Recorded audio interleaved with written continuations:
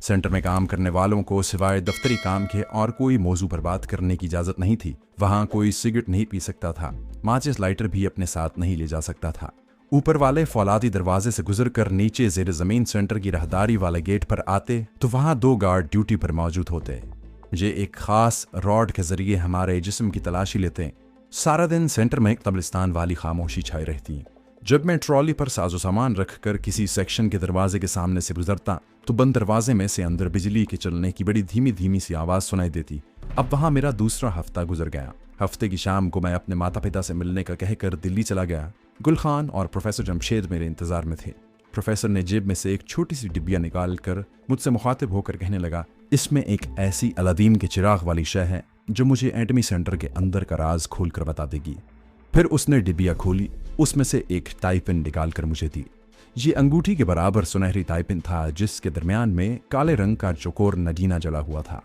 उसने ऐनक के शीशे साफ करने शुरू कर दिए। कहने लगा, देखने में ये एक मामूली सा टाइपिन है जिसे लोग अपनी टाई पर लगाते हैं ताकि टाई शर्ट के साथ चिपकी रहे, मगर इसके दरमियान में जुड़ा हुआ जो नगीना तुम देख रहे हो ये ताकतवर लेंस वाला कैमरा है। फिर उसने ऐनक आंखों पर लगाई और टाई पिन अपने हाथ में लेकर मुझे टाई पिन के नगीने के ऊपर जरा सा बाहर निकला हुआ एक पेच दिखाया। जिस वक्त तुम इस पेच को दबाओगे नगीने में लगा हुआ कैमरा अपना काम शुरू कर देगा और जहां जहां तुम जाओगे इन जगहों की तस्वीरें लेता जाएगा।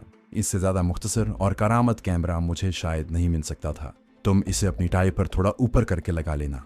प्रोफेसर जमशेद ने मेरा मसला हल कर दिया था। अब मुझे एटमी सेंटर के मुख्तलिफ सेक्शन के नक्शे तैयार करने और उनके आलात की तफसीलात याद करने की ज़रूरत नहीं थी। मैं इतवार की शाम को अपनी ड्यूटी पर वापस आ गया। खुफिया कैमरे वाला टाई पिन मैंने वहीं से अपनी टाई के साथ लगा लिया था। ज़ेर ज़मीन सेंटर में जाने के बाद हमें सफ़ेद कोट पहनना पड़ते थे। हम अपनी जर्सियाँ या कोट वगैरह उतार कर दरवाजे के साथ वाले क्लॉक रूम में रख देते और वहाँ टंगे हुए अपने अपने सफ़ेद कोट पहन लेते और सरों पर सफ़ेद गांधी कैप पहन लेते। मैं चूंकि सिख के भेस में था इसलिए मुझे टोपी नहीं पहननी पड़ती थी। अलबत्ता मैंने एक सफ़ेद पगड़ी ज़रूर खरीद ली थी जिसे मैं एटमी सेंटर में अपनी ड्यूटी के वक्त पहन लेता। स्टील के दरवाजे पर शनाख्ती कार्ड कंप्यूटर में डालकर दरवाज़ा खोलने से पहले एक इलेक्ट्रॉनिक रॉड हमारे जिस्म के आगे पीछे फेरा कर हमारी चेकिंग होती कि हम कोई चीज़ छुपा कर तो नहीं ले जा रहे। जिस रोज़ मैं टाई पर लगा कर सेंटर में दाखिल होने लगा तो हस्बे मामूल इलेक्ट्रॉनिक रॉड मेरे जिस्म के आगे पीछे फेरा गया। मेरा ख्याल था कि टाई पिन धात का बना हुआ है जिसकी वजह से कंप्यूटर में आवाज़ ज़रूर आएगी, लेकिन इस बात का प्रोफेसर जमशेद को पहले से इल्म था। चुनाचे उसने मुझे जो टाई पिन दिया था वो यकीनन प्लास्टिक का था। मैं चेकिंग के मरहले से रोज़ की तरह बखूबी गुजर गया। अब मेरे सामने ये मसला था कि एटमी सेंटर के जो 5 शोबे और 5 कमरे थे और जहाँ मुख्तलिफ किस्म के आलात लगे थे उनके अंदर किस तरह जाया जाए। प्रोफेसर जमशेद ने मुझे ख़ास तौर पर यह ताकीद की थी और कहा था कि तस्वीरें मुझे इन सेक्शनों के अंदर लगे हुए आलात की चाहिए ताकि मुझे इल्म हो कि कौन सा प्लांट कहाँ पर नस्ब है और किस प्लांट में अगर बम लगाया जाए तो उसके सारे के सारा ज़ेर ज़मीन एटमी सेंटर धमाके से उड़ जाएगा। मुसीबत ये दरपेश थी कि इन 5 कमरों में सिवाय सेंटर के साइंसदानों और माहिरीन के और किसी वर्कर को दाखिल होने की इजाज़त नहीं थी। हर सेक्शन के बाद दरवाजे पर एक बावर्दी गार्ड स्टेन गन लिए खड़ा होता। किसी वक्त इत्तेफाक से मैं ट्रॉली लेकर वहां से गुजरता और किसी साइंसदान के अंदर जाने से दरवाज़ा खुलता और बंद होता तो मेरी नज़र पड़ जाती। मुझे भी अंदर जाने की इजाज़त नहीं थी। मैंने सेंटर के किसी दूसरे वर्कर को भी कभी इन खुफिया आलात वाले कमरों में जाते नहीं देखा था। मेरे जहन ने बड़ी तेज़ी और यकसुई से इन कमरों में दाखिल होने की तफसीलात पर गौर करना शुरू कर दिया। ये काम इतना आसान नहीं था और इसके बगैर मेरा कमांडो मिशन तकमील तक नहीं पहुंच सकता था। ये ज़ेर ज़मीन एटमी सेंटर ज़मीन के अंदर काफ़ी जगह घेरे हुए था। आमने सामने कमरे थे, दरमियान में कुशादा राहदारी थी जिसकी छत पर बिजली के बल्ब सारा दिन रोशन रहते थे। माहौल में एक लम्हे के लिए भी घुटन का एहसास न होता। हर वक्त फ़ज़ा ताज़ा रहती, एयर कंडीशनिंग की वजह से ठंडी भी रहती थी। राहदारी में से गुजरते हुए मैंने 2 बार एक कमरे में पतली ऐनक पोश औरत को सफ़ेद कोट पहने अंदर जाते बाहर निकलते देखा था। एक बार कमरे के सामने से ट्रॉली पर सामान रखे गुजर रहा था तो दरवाज़ा खुल गया और मैंने देखा कि वो दुबली पतली सांवले रंग की औरत कमरे में काउंटर के पास बैठी काम कर रही है। मैंने सोचा कि इस औरत से दोस्ती करनी चाहिए, हो सकता है कि कमरे में दाखिल होने का कोई मौका मिल जाए। मुसीबत ये थी कि वहाँ किसी को किसी से फालतू बात करने की इजाज़त नहीं थी। हर कोई मुंह में गुनगुनियाँ डाले रहता था। किसी चीज़ के बारे में पूछना होता तो 2 लफ्ज़ी बात होती और फिर खामोशी छा जाती। मैंने बहुत जल्द मालूम कर लिया कि वो दुबली पतली साइंसदान औरत एटमी कॉलोनी के एक कोठीनुमा क्वार्टर में अकेली रहती है। खुद ही खाना पकाती है और इतवार के दिन छुट्टी वाले दिन भी कहीं नहीं जाती। मैंने एक मंसूबे पर काम करना शुरू कर दिया। ये औरत साइंसदान थी। शक्ल पर हर वक्त एक फना आलूद उदासी छाई रहती थी। मैंने कभी उसे किसी से बात करते नहीं देखा था, लेकिन उसके सिवाय वहां मुझे उन कमरों में दाखिल होने का और कोई वसीला दिखाई नहीं दे रहा था। मेरा ख्याल था कि अगर मैं इस बेरंगो बू किस्म की औरत से दोस्ती उस्तवार कर लेता हूं तो किसी वक्त कम से कम इससे कोई ज़रूरी बात करने के बहाने ही मैं उस कमरे में दाखिल होकर उस कमरे की तस्वीरें ले सकता था। किसी मर्द साइंसदान से मुझे इस कमजोरी की उम्मीद नहीं थी।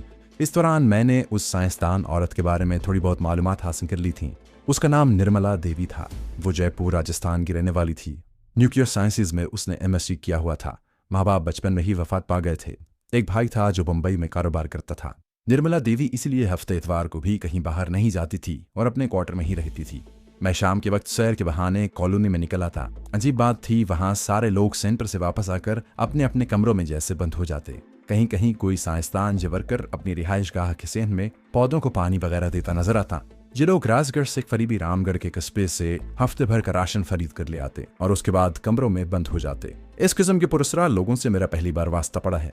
बहरहाल कॉलोनी में कमरों से बाहर निकलने की इजाजत थी। चुनाचे मैं शाम के वक्त या छुट्टी के दिन निर्मला देवी के क्वार्टर के इर्द गिर्द एक दो चक्कर लगाने लगा। एक तरह से मैंने उसकी निगरानी शुरू कर दी थी कि वो किस वक्त क्या करती है और उसके मशागिल क्या है। मगर ये साइंसदान औरत सबसे ज्यादा तन्हाई पसंद थी। कभी मैंने उसे शाम के वक्त या छुट्टी वाले दिन भी कमरे से बाहर नहीं देखा था। उसके पास कोई नौकरानी भी नहीं थी। मेरा दिल कह रहा था कि ये औरत मेरे काम आ सकती है। सिर्फ एक बार उसके सामने बैठकर उससे दो बातें करने की देर थी। मुझे मालूम था कि मैं उस पर अपना असर डाल लूंगा। एक रोज मेरे जहन में एक तरकीब आ गई। मैं सेंटर से छुट्टी के बाद अपने क्वार्टर में आने की बजाय राजगढ़ के बड़े बाजार में आ गया, जहां मिठाइयों की बड़ी अच्छी दुकान थी। वहां से मैंने एक सेर मिठाई का डिब्बा लिया और अपनी कॉलोनी की तरफ चल पड़ा। निर्मला देवी के कोठी नुमा क्वार्टर का दरवाजा बंद था। वहां सब क्वार्टरों के दरवाजे बंद ही रहते थे। मैंने आहिस्ता से दरवाजे पर दस्तक दी। किसी के दरवाजे पर कॉल बेल नहीं थी। 2-3 बार दस्तक देने के बाद अंदर से किसी औरत की नीमुर्दा सी आवाज आई। उसने अंग्रेजी में पूछा, कौन है? मैंने कहा, निर्मला जी मैं हूँ, जसवंत सिंह, आपके साथ ही सेंटर में काम करता हूँ। 4-5 सेकंड की खामोशी के बाद अंदर से फिर उस औरत ने अंग्रेजी में कहा, क्यों आए हो? मैंने भी अंग्रेजी में जवाब दिया, मैडम आपकी खिदमत में पेश करने के लिए एक जरूरी चीज लाया हूँ, प्लीज मुझे मायूस मत कीजिए। मैंने पता कर लिया था वो माघ के देसी महीने की 16वीं तारीख थी। मजीद 10 सेकंड के वक्फे के बाद दरवाजा आहिस्ता से खुला। मेरे सामने दुबली पतली साइंसदान औरत निर्मला देवी सफेद साड़ी और सफेद कोट पहने मेरी तरफ देख रही थी। उसने घर पर भी दफ्तर वाला लिबास पहन रखा था, सिर्फ सर पर सफेद गांधी कैप नहीं थी। मैंने औरतों पर असर डालने वाली शुस्ता अंग्रेजी में कहा, मैडम मेरी माता जी माघ की 16वीं को गुरु अर्जन देव जी का प्रसाद दिया करती हैं। मेरी माता जी तो यहाँ नहीं है, मैं उनकी जगह ये प्रसाद आपके लिए लाया हूँ। आपके पास प्रसाद लाने की खास वजह यह है मैडम कि ये प्रसाद माता जी सिर्फ औरतों और बच्चों में ही बांटती हैं। किसी मर्द को यह प्रसाद नहीं दिया जाता। आप प्लीज इसे कबूल कर लीजिए। निर्मला देवी के चेहरे के तासुरात में जर्रे जितना भी तगय्युर न आया। वो मुसलसल सपाट चेहरा उठाए बेजान आंखों से मेरी तरफ देख रही थी। उस वक्त मुझे लगा कि ये बर्फ की बनी हुई औरत है। मैंने अपनी बातों में 1 सेकंड का भी वक्फा न डाला और मिठाई वाला डिब्बा उसकी तरफ बढ़ाते हुए कहा, प्लीज इसे स्वीकार करें। कॉलोनी में सिर्फ आप ही एक खातून हैं। वैसे भी मैं आपके संजीदा मिजाज और क्लासिकल हद्दोहाल से बड़ा मुतासिर हूँ। इस आखिरी जुमले ने थोड़ा सा काम दिखाया। उसने डिब्बा ले लिया। अब मैं इस इंतजार में था कि वो मुझे अंदर आने का कहे, मगर उसने शुक्रिया कहकर दरवाजा बंद कर दिया। मैं अपनी आदत के मुताबिक दाढ़ी को एक हाथ से ऊपर चढ़ाते हुए अपने क्वार्टर की तरफ चल पड़ा। सिख नौजवान का भेस बदलने के बाद मुझे कुछ आदतें सिखों वाली हो गई थीं। मसलन जबान पर पहले से ज्यादा गालियां आती थीं और मुझे बात करते हुए उन्हें रोकना पड़ता था। थोड़ी थोड़ी देर बाद सिखों की तरह मुझे दाढ़ी को हाथ से ऊपर चढ़ाने की आदत पड़ गई थी। अब क्वार्टर में आकर मैंने भी अपने आप को कमरे में बंद कर लिया और उस औरत पर किसी दूसरी तरफ से हमला करने के बारे में सोचने लगा। मैंने अंदाजा लगाया कि उस औरत को अंग्रेजी बोलने का बड़ा शौक है। मैं दिल्ली से एक अंग्रेजी की किताब खरीद कर लाया था जो इस वक्त बिल्कुल नई की नई मेरे पास पड़ी थी। यह किसी अंग्रेज मुसन्निफ का नॉवल था जिसका नाम मुझे अच्छा लगा था। मैंने खरीद लिया। अभी मैंने उस पर अपना नाम भी नहीं लिखा था। 2 दिन बाद मैं शाम के वक्त एक बार फिर साइंसदान औरत निर्मला देवी के यहाँ पहुंच गया। हस्बे मामूल दरवाजा बंद था। कुछ डरते डरते दस्तक दी। 3-4 बार दस्तक देने के बाद अंदर से वही मुर्दा सी आवाज आई। ये साइंसदान निर्मला देवी की आवाज थी। उसने अंग्रेजी में पूछा, कौन है? मैंने अपना नाम बताया और जल्दी से अंग्रेजी में कहा, मैं तुम्हारे लिए एक खूबसूरत तोहफा लाया हूँ। शायद तोहफे का सुनकर या खुदा जाने उसके दिल में क्या ख्याल आ गया, उसने दरवाजा खोल दिया। आज फिर उसके दरवाजा खोलते ही मुझे डिटोल की हल्की हल्की बू आई। उसने आज भी सफेद कोट साड़ी के ऊपर पहना हुआ था। सर के बालों को छोटा सा जूड़ा बनाकर पीछे बांध रखे थे। उसकी उम्र ज्यादा नहीं थी, यही कोई 24-25 साल होगी, मगर वो अपनी उम्र से 10 साल ज्यादा लगती थी। चेहरे पर आज भी ऐसी मुर्दनी छाई थी जैसे अभी अभी किसी रिश्तेदार को दफन करके आई है। मैंने फौरन किताब का पैकेट उसकी तरफ बढ़ाया और जितनी आला किस्म की अंग्रेजी बोल सकता था बोलते हुए कहा, मैडम ये अंग्रेजी नॉवल है, इसका नाम बहुत खूबसूरत है, मुझे उम्मीद है कि आप इसे पसंद करेंगी।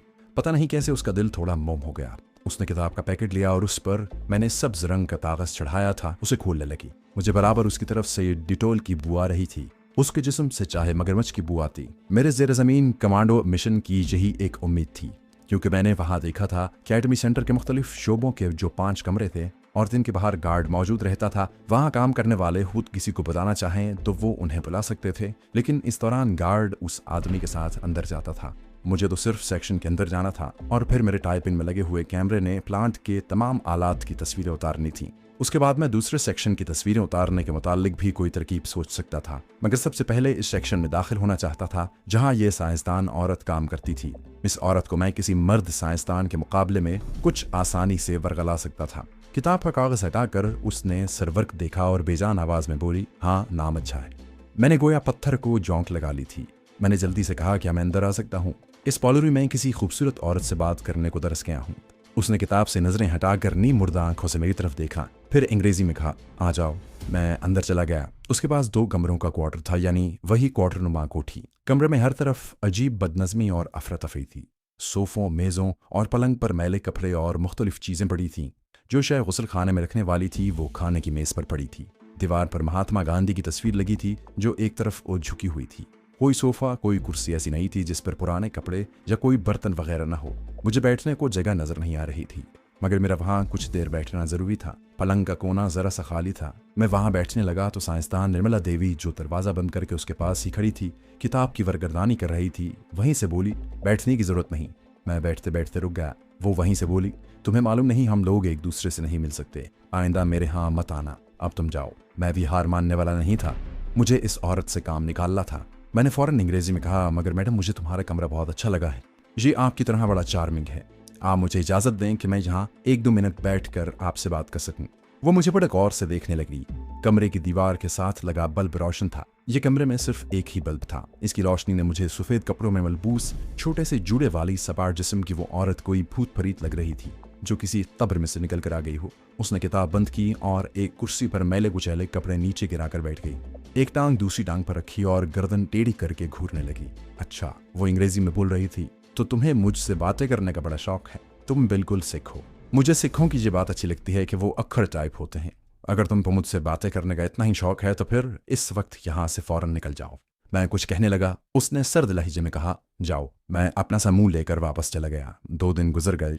मैं एक बार फिर साइंसदान औरत के घर हमलावर होने का प्रोग्राम बना रहा था कि तीसरे दिन की बात है। मैं सुबह एटमी सेंटर की जेर जमीन जाने वाली सीढ़ियां उतरकर दूसरे कारकुनों के साथ सफेद कोट पहने क्लॉक रूम में दाखिल हुआ तो वहां पहले से लोहे की अलमारियों के पास खड़ी साड़ी के ऊपर सफेद कोट पहन रही थी। उसने मुझे देखा तो बाहर निकलते हुए मेरे करीब आकर इतना कहकर बाहर निकल गई, रात को 1 बजे आना, दरवाजा खुला होगा। मैं हक्का बक्का सा होकर उसका मुंह तकता रहा। मुझे इतनी बड़ी कामयाबी की हरगिज उम्मीद न थी।